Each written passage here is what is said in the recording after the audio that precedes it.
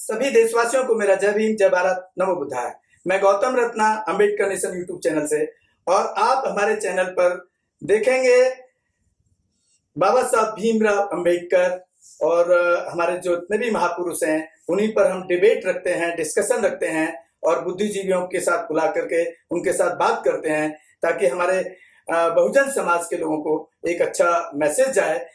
जैसे कि हमारे जो आदर्श हैं, हमारे जो महापुरुष हैं, उसमें जैसे कबीर दास हैं, पेरियर साहब हैं, महात्मा ज्योतिबा फूले हैं, सावित्रीबाई फूले हैं, रविदास जी हैं और तथागत बुद्ध हैं। उन्हीं के मुद्दों पर हम डिबेट रखते हैं। तो आप देखिए हमारे बहुजन मुद्दों पर। जय भीम, नमो बुद्धाय।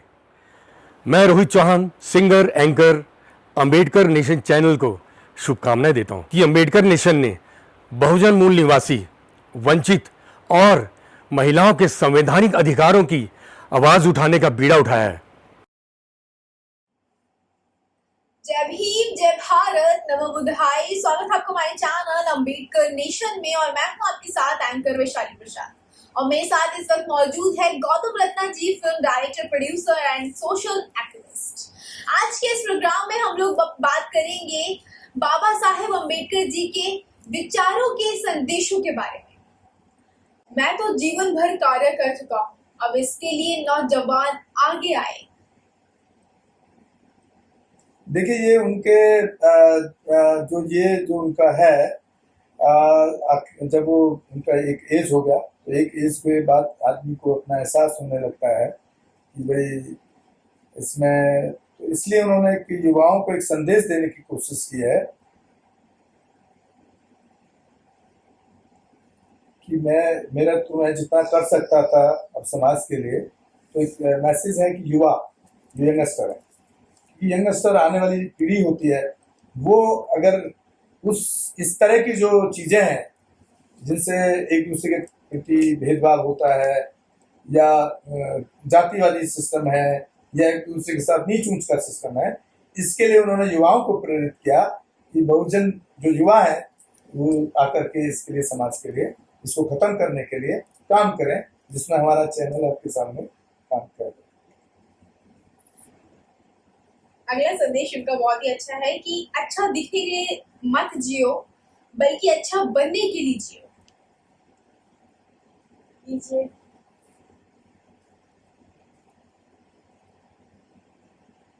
ये करना चाहिए, अच्छा दिखने के लिए मत जियो, बल्कि अच्छा बनने के लिए जियो। अच्छा दिखने के लिए मत जियो, बल्कि अच्छा बनने के लिए। तो देखिए इसमें उनका एक होता देखना, शो ऑफ करना। तो बाबा साहब के यहाँ कहने का मतलब है कि शो ऑफ वाली लाइफ में मत आप जियो। अगर आपको जो जीना है उस प्रैक्टिकल लाइफ को जियो, प्रैक्टिकल, जो साइंटिफिक, जो तर्कों पर आधारित। खाली दिखाने के लिए कि आपने बढ़िया कपड़े पहने और आप अंदर से कमजोर हैं, अंदर से आप पता लगा कि कुछ भी नहीं है। तो एक तरीके से उनका यही मैसेज है इसके अंदर कि आप जो भी करें वो आपके प्रैक्टिकल लाइफ के अकॉर्डिंगली आपका ध्यान से होना चाहिए, तर्कों पर होना चाहिए, तफसील होना चाहिए। अगला संदेश उनका ये है कि आपको, मुझे लग रहा है आपने एक छोड़ दिया है इसके अंदर, गुलाम बनाए रखने के षड्यंत्र है के बाद राष्ट्रवाद है ना। हाँ, एक और उनका संदेश रह गया है बाकी कि राष्ट्रवाद तभी औचित्य ग्रहण कर सकता है जब लोगों के बीच जाति, नस्ल या रंग का अंतर भुलाकर उसमें सामाजिक भ्रातृत्व को सच्चे स्थान दिया जा सके। सच्चे नहीं, सर्वोच्च है। सर्वोच्च। देखिए राष्ट्रवाद तभी औचित्य ग्रहण कर सकता है जब लोगों के बीच जाति, नस्ल या रंग का अंतर भुलाकर उसमें सामाजिक भ्रातृत्व को सर्वोच्च स्थान दिया। ठीक है, तो राष्ट्रवाद की वो बात कर रहे हैं। यहाँ उनका क्लियर संदेश है कि आप राष्ट्रवाद की बात करते हैं और जहां पर आप अपने ही देश के लोगों के साथ नस्ल भेद, जो आप अभी पीछे गोरे और अमेरिका वाले हमने बारे में जो बात कहानी कर रहे आपको पूरा जो चल रहा है वहां पे, वैसे ही हमारे यहाँ जातिवाद।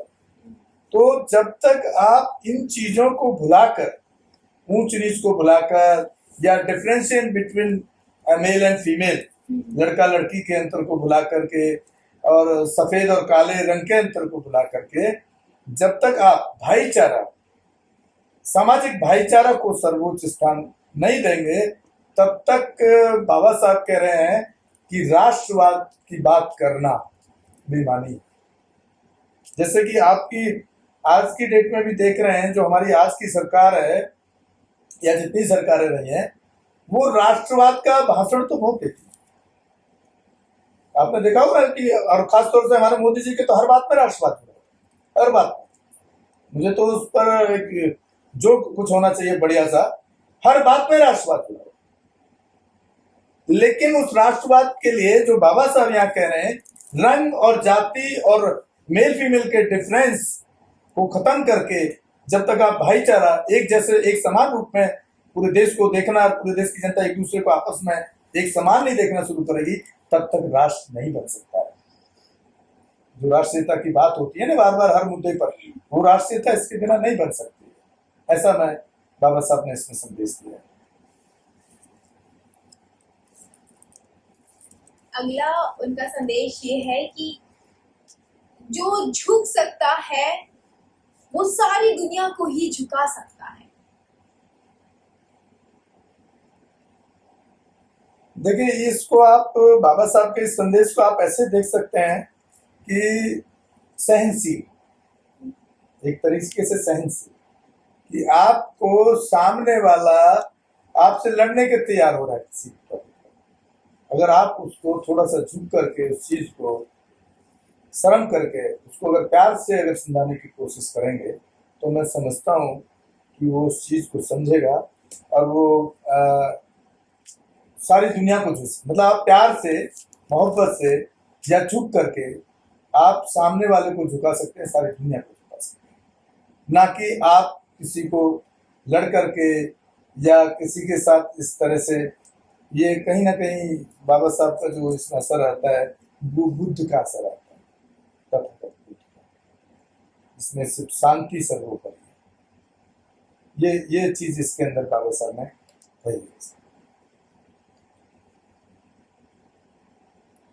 अगला उनका संदेश ये है कि लोकतंत्र सरकार का महज एक रूप नहीं है। देखिए, लोकतंत्र सरकार का एक महज एक रूप नहीं है। यहाँ कह रहे हैं लोकतंत्र खाली सरकार का एक रूप नहीं। ये नहीं है कि आपने एक बार सरकार चुन ली, जैसे कि आज आप देख रहे हैं, ये लोकतंत्र की सरकार है, लोकतंत्र ने सरकार को चुना है, लोकतंत्र ने सरकार को चुना है। लेकिन अगर सरकार एक बार लोकतंत्र के लिए 5 साल चुन ली है और वो निरंकुश हो जाए, अगर वो सरकार निरंकुश हो जाए, तो और आप मतलब महज एक रूप नहीं है, तो फिर आप उसके प्रति बगावत नहीं करेंगे तो क्या करें? और आप उसको अगर ये मान के बैठ जाए कि भाई लोकतंत्र, एक सरकार बन चुकी है लोकतंत्र की, और आप बैठे रहिए और वो सरकार आपके ऊपर डंडा चलाती रहे, आपके खिलाफ काम करती रहे, देश के खिलाफ काम करती रहे, देश के भविष्य जो युवाओं से या जो आने वाले पीढ़ी से जुड़ा है, उनके लिए अगर अच्छा काम नहीं कर रही है, तो उसको आप खाली ऐसा एक रूप मान करके उसके अंधभक्ति में ना बैठ जाए। उसके, वो आपका अधिकार है कि आप उसके खिलाफ आवाज को अपनी बुलंद करें। अगला संदेश उनका ये है कि एक इतिहासकार सटीक, ईमानदार और निष्पक्ष होना चाहिए। यहाँ बाबा साहब कह रहे हैं कि एक इतिहासकार सटीक, ईमानदार और निष्पक्ष होना चाहिए। इतिहासकार जो इतिहास लिखता है, और उसमें 2 तरह के लोग होते हैं। यहाँ पर जो बाबा साहब ने बताने की कोशिश की है, एक तो इतिहासकार सटीक, निष्पक्ष, यानी कि तर्कशील, जो तर्क और तथ्यों पर इतिहास को लिखते हैं। तो बाबा साहब वो इतिहासकार का वर्णन कर रहे हैं यहाँ पे कि इतिहासकार जो भी हो, उसको तर्कशील और तथ्यों पर आधारित इतिहास किताबें, जो आप किताब पढ़ते हैं वही तो इतिहास, उसी से हमारा इतिहास पढ़ाया जाता है। जिस तरह के हमें इतिहास पढ़ाया जा रहा है, या पढ़ाया गया है उसमें तो महिलाओं की गुलामी है, शूद्रों की गुलामी है, सब ग्रंथों में लिखी है। तो जो वो इतिहासकार थे जिन्होंने ये किताबें जिस ग्रंथ लिखे हैं, ये सीधा सीधा बाबा साहब उन पर उंगली उठाते हैं। इतिहासकार जो भी हो वो तर्कशील और वैज्ञानिक दृष्टि से तथ्यों के आधार पर इतिहास को लिखना चाहिए। ये उनके कहने का इसमें पूरा सार निकल के आता है। अगला उनका संदेश ये है कि संविधान ये है मात्र वकीलों का दस्तावेज नहीं, बल्कि ये जीवन का एक माध्यम है। देखिए, संविधान जो हमारे देश का संविधान है, जिसकी बार बार हम अपने चैनल पर बात करते हैं, और हमारा चैनल जो काम कर रहा है वो संविधान के लिए ही काम कर रहा है, उस संविधान को लोगों को पढ़ाने के लिए काम कर रहा है। तो बाबा साहब ने यह कहा है कि संविधान एक खाली दस्तावेज कागज नहीं है, संविधान एक जीने का माध्यम है। जीने के माध्यम से कि आपको संविधान, जो मैं बार बार कहता हूं कि हमारे देश में धर्म पढ़ाए जाते हैं लेकिन संविधान नहीं पढ़ाया जाता है। संविधान सबसे पहले पढ़ाना, कोई भी सरकार हो, आने वाली हो या ये जो चल रही है, उसको संविधान पढ़ाने का काम जल्द से जल्द चालू करना चाहिए, क्योंकि वो जीने का माध्यम कह रहे हैं। इसका मतलब कि जीने का माध्यम इसलिए है कि आपके जो राइट्स हैं, जो आपके फंडामेंटल राइट्स हैं, आपके ऊपर जुर्म करता है तो आप क्या करोगे? जब आपको एक्ट ही नहीं पता, आपको धारा ही नहीं पता कि उस संविधान में आपके लिए क्या लिखा है, तो वो एक संविधान जीवन का एक माध्यम है जिसका आपको नॉलेज होना, जिसको आपको पढ़ना, जिसको आपके पूरा ज्ञान होना बहुत जरूरी है, जो हमारे देश में नहीं है लोगों को। ये बड़े अफसोस की बात है। और ये देश को 70 साल आजाद हुए, अब मैं अगर आपसे भी पूछूं कि आपके अगर कोई रास्ते में छेड़खानी कर दे, कौन सा एक्ट लगेगा? आपको नहीं मालूम। ये हकीकत है।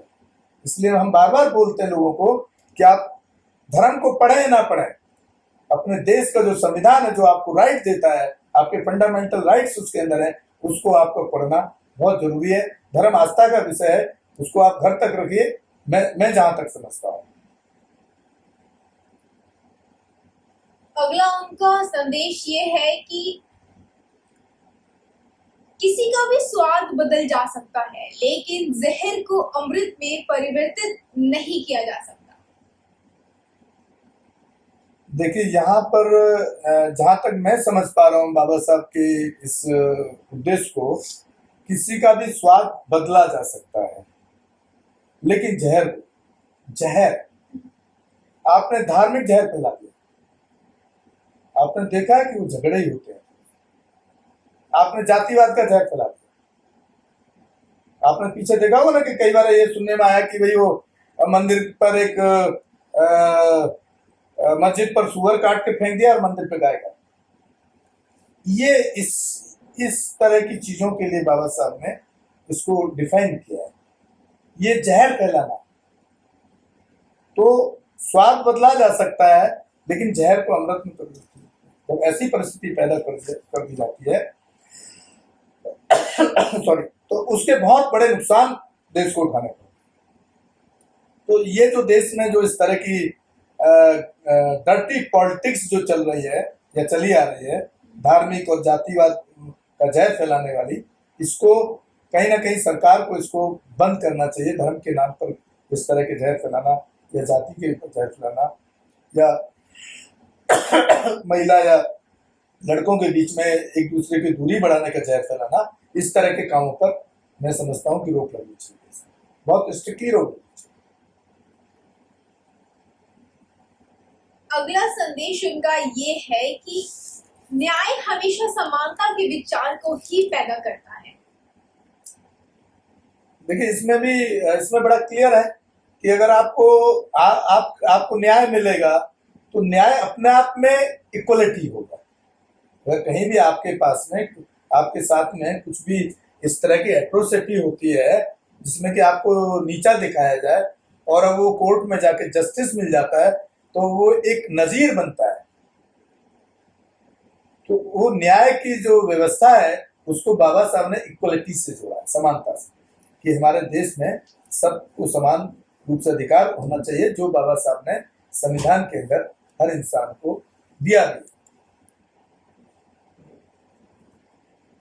अगला संदेश इनका, मन की स्वतंत्रता ही वास्तविक स्वतंत्रता भी है। देखिए, मन की स्वतंत्रता ही वास्तविक स्वतंत्रता है। यानी कि आपके मन में अगर कोई गलत विचार नहीं चल रहे हैं, गलत चीजें नहीं चल रही, तो ये मन की स्वतंत्रता होगी। आप मन से मन की स्वतंत्रता ही वास्तविक स्वतंत्रता है। तो अगर आप मन से किसी के लिए अच्छा सोचते हैं, हमेशा पॉजिटिव सोचते हैं, किसी का बुरा, तो वो वाकई में एक तरह के वास्तविक स्वतंत्रता, मतलब एक अपने आप में आजादी है।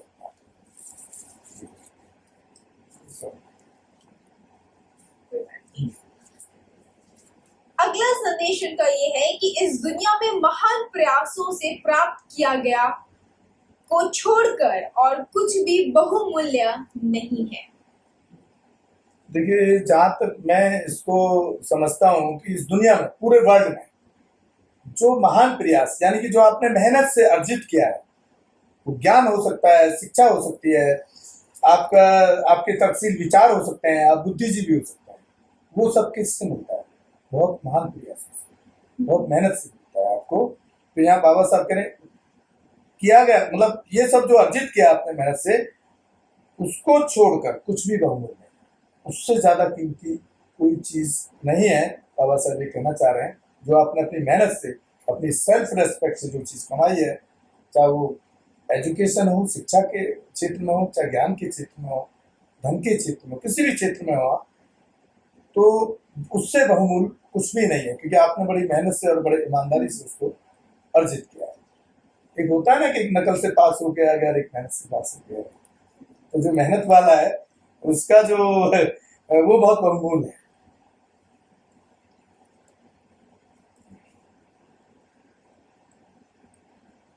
अगला विचार जो है उनका वो ये है कि ज्ञान व्यक्ति के जीवन का आधार है। लेकिन वही मैं अभी पिछले वाले में भी वो मैंने ऐड किया कि ज्ञान ही आपका, जितना आपके पास नॉलेज है, आपको मालूम होगा कि बाबा साहब अम्बेडकर को सिंबल ऑफ नॉलेज वर्ल्ड कहा जाता है, नॉट इन इंडिया। इंडिया बहुत छोटी चीज है बाबा साहब की विद्वताओं के सामने। पूरा वर्ल्ड उनको वर्ल्ड ऑफ द नॉलेज के नाम से पूरे वर्ल्ड में बाबा साहब को जाना जाता है। तो वो किस आधार पर जाता है? ज्ञान के आधार। तो ज्ञान व्यक्ति के जीवन का आधार है। जिस आदमी को पूरा ज्ञान होगा हर चीज का, तो उसका जो जीवन का जो आधार है, बेस है, वो ऑब्वियसली वो बहुत अच्छा होगा। हर एक के लिए वो अच्छा सोचेगा, हर एक के लिए अच्छा करने की सोचेगा, और उस ज्ञान को दूसरे को भी बांटने की कोशिश करेगा। ऐसा मैं समझता हूँ। अगला उनका विचार ये है कि शिक्षा जितनी ही पुरुषों के लिए आवश्यक है, उतनी ही महिलाओं के लिए भी जरूरी है। देखिए, ये खास तौर से ये वैशाली जी आप वाला जो वर्ग है, उस पर बाबा साहब की जो ये विचार है वो बहुत ही खूबसूरत है। शायद इससे पहले किसी इंसान ने हमारे देश में इसके लिए नहीं सोचा है, क्योंकि पूरे प्रकृति में कोई भी इंसान, चाहे वो नेक्स्ट जनरेशन में वो फीमेल पैदा हो या मेल पैदा हो, बिना फीमेल के नहीं पैदा हो सकता। तो सेम मतलब जितना हमारे यहाँ पे, हमारे कंट्री में आज भी आप गांव चले जाइए, छोटे शहर चले जाइए, कस्बे चले जाइए, लड़कियों के साथ शिक्षा में भी डिफ्रेंशिएट किया जाता है। यानी कि वो पब्लिक स्कूल में पढ़ेगा लड़का और लड़की सरकारी स्कूल में पढ़ेगी, क्योंकि उसका स्तर हमारे यहाँ पे मजबूत नहीं है। दूसरी चीज, अगर आप गांव में जाएंगे, ये शहरों की व्यवस्था आज भी है, आप गांव में जाएंगे, लड़के को पढ़ाएंगे 12वीं तक, 10वीं तक या ग्रेजुएशन तक, राइट, और लड़की को जहां वो 8वीं पास की, 12-13 साल की हुई, उसके बाद में उसको बोला नहीं नहीं अब भाई बड़ी हो रही है, इसकी शादी कर। तो ये सवाल, ये जो बाबा साहब ने ये जो संदेश दिया है, खासतौर से महिलाओं के लिए, कि शिक्षा जितनी पुरुषों के लिए आवश्यक है, उतनी ही महिलाओं के लिए आवश्यक है। क्योंकि किसी भी घर का स्टेटस और स्टैंडर्ड या उस घर की पहचान जो होती है, उस महिला से होती है। चाहे किसी भी घर की महिला, जो उस घर की गृहिणी है, उस घर की पहचान उससे बनती है। ये हमारे देश के लोगों को गलतफहमी है कि वो पुरुष प्रधान, वो फलाना कमा रहा है, उससे तो खर्चा चल रहा है। वो कौन है? उसकी घरवाली क्या है? कुछ भी नहीं। ये बहुत बड़े गलतफहमी है। इसलिए बाबा साहब ने ये बात कही कि महिला अगर शिक्षित होगी तो उस घर की जो जनरेशन, आने वाली जनरेशन होगी, वो भी उससे ज्यादा और शिक्षा देने की कोशिश, उससे ज्यादा उसको मोटिवेट शिक्षा के मामले में वो कर सकती है। बाबा साहेब का आखिरी संदेश। शिक्षा शेरनी का वो दूध है जो भी पिएगा वो गुर्राएगा। देखिए, बाबा साहब अपने जीवन में, बाबा साहब ने खुद करके भी दिखाया कि आज तक वर्ल्ड वाइड बाबा साहब के बराबर कोई पढ़ा हुआ व्यक्ति नहीं, पूरे world wide, not in India only. आप उनका लिटरेचर देख सकते हैं, हिस्ट्री पढ़ सकते हैं, मेरे दावे के साथ कह रहा हूं, और जिस सिचुएशन में वो पढ़े, तो उन्होंने ये रिजल्ट निकाला आखिर में कि जिसके पास शिक्षा होगी, शिक्षा होगी तो वो समझदार होगा, शिक्षा होगी तो वो तर्कशील होगा, शिक्षा होगी तो वो जो तथ्यों पर बात करेगा, बेसिक्स पर बात करेगा, आधारित बात करेगा। और जिस पर शिक्षा नहीं होगी वो अंधविश्वास की बात करेगा, तो देश को कमजोर करने का काम। जब देश में शिक्षा होगी, हर आदमी शिक्षा से शिक्षा ग्रहण कर लेगा, तो देश भी तरक्की करेगा, हमारा देश। तो मैं समझता हूँ कि और जब शिक्षा होगी तो वो गुर्राएगा, मतलब है उनका, जब आपको शिक्षा है तो आपके अगर कोई अधिकारों को छीन रहा है तो आप जा करके उसको हर तरीके से उससे लड़ सकते हैं, फाइट कर सकते हैं। गुर्राने का मतलब यही है कि वो गुलामी नहीं सहेगा, किसी गलत बात को जो शिक्षित आदमी होगा वो कभी सहन नहीं करेगा। यहाँ ये उनका इसमें से निकल के आता है। तो मैं समझता हूँ कि आज हमारे शो में आपने बाबा साहब के जो सवाल उठाए हैं, बाबा साहब की विचारधारा के, हम समझते हैं कि जो लोग देख रहे होंगे, खासतौर से बहुजन समाज के लोग और जो देश के लोग जो देख रहे हैं, तो उम्मीद करता हूँ कि उससे कुछ सीख लेंगे। बहुत बहुत शुक्रिया गौतम सर। तो फिलहाल इस शो में इतना ही। मैं वैशाली आपसे लेती हूँ विदा। आज का शो आपको कैसा लगा हमारे चैनल के कमेंट बॉक्स में जरूर बताएं, और साथ ही हमारा channel like, subscribe and share करना बिल्कुल भी ना भूले। धन्यवाद। सभी साथियों को मेरा जय भीम, जय भारत, नमो बुद्धाय। अंबेडकर नेशन चैनल आर्थिक समस्या से गुजर रहा है। अगर आप बहुजन समाज में बाबा साहेब अंबेडकर और तथागत बुद्ध की विचारधारा को अधिक से अधिक लोगों तक पहुंचाना चाहते हैं तो हमें आर्थिक सहयोग प्रदान करें, ताकि हम अपने चैनल के माध्यम से देश विदेश में समता, बंधुता, एकता और संवैधानिक अधिकारों को ज्यादा से ज्यादा लोगों तक पहुंचा सकें। अंबेडकर नेशन चैनल जो YouTube पर भी प्रसारित होता है, प्रस्तुतकर्ता गौतम रत्ना। आप अपनी सहायता राशि नीचे लिखे खाते में जमा करा सकते हैं। खाता धारक गौतम रत्ना। खाता संख्या 316957686551। IFSC code SBIN 0060336। बैंक भारतीय स्टेट बैंक। आप हमारे बैंक खाते का विवरण स्क्रीन पर भी देख सकते हैं।